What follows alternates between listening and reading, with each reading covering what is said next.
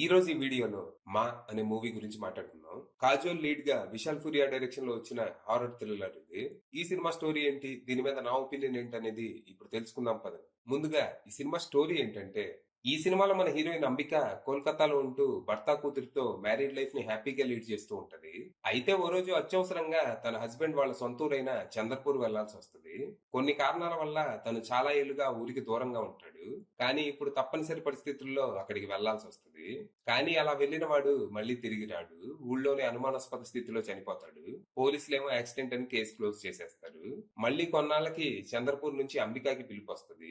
చనిపోయే ముందు మీ ఆయన ఊళ్ళో ఉన్న తన ప్రాపర్టీస్ అన్ని అమ్మేమన్నాడని, వాటికి సంబంధించిన డాక్యుమెంట్స్ మీద మీరు సంతకం పెట్టాలి, ఇది మీ ఆయన ఆఖరి కోరిక అని ఆ పిలుపు సారాంశం.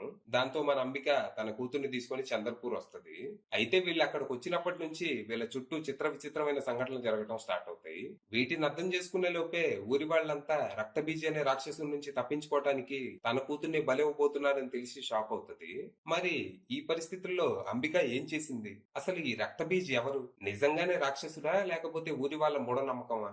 రక్తబీజి నుంచి విముక్తి పొందడానికి అంబికా కూతుర్ని ఎందుకు బలివ్వాలనుకుంటున్నారు? దీని వెనుక కథేంటి? అసలు చంద్రపూర్ లో ఏం జరుగుతోంది? చివరికి ఆ ఊరి నుండి, ఆ రక్తబీజి నుండి తన కూతుర్ని కాపాడుకోవటానికి అంబిక ఏం చేసింది, ఎంతవరకు వెళ్ళింది అనేది మీరు సినిమా చూసి తెలుసుకోవాలి.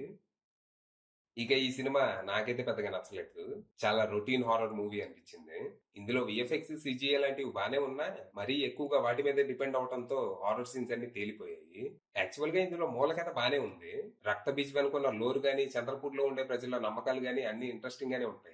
కానీ దీని చుట్టూ పెద్దగా ట్విస్ట్లు, థ్రిల్స్ లేని ఒక సాదా సీదా స్క్రీన్ ప్లే రాసుకుని బోర్ కొట్టించారు.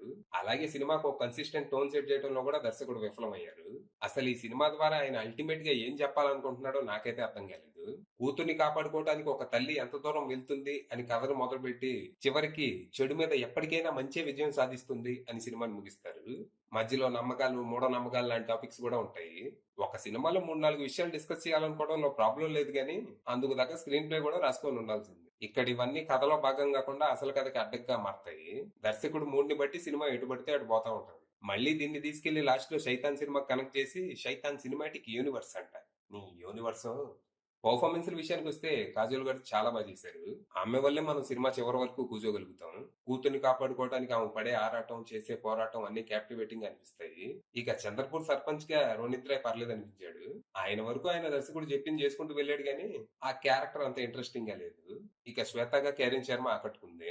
ఇక production values, background score, VFX, CGI లాంటివి బాగుండగా సినిమాటోగ్రఫీ అండ్ ఎడిటింగ్ వచ్చే నాసి రకంగా ఉన్నాయి. ఫైనల్ గా చెప్పేది ఏంటంటే మెహ్, అది విషయం.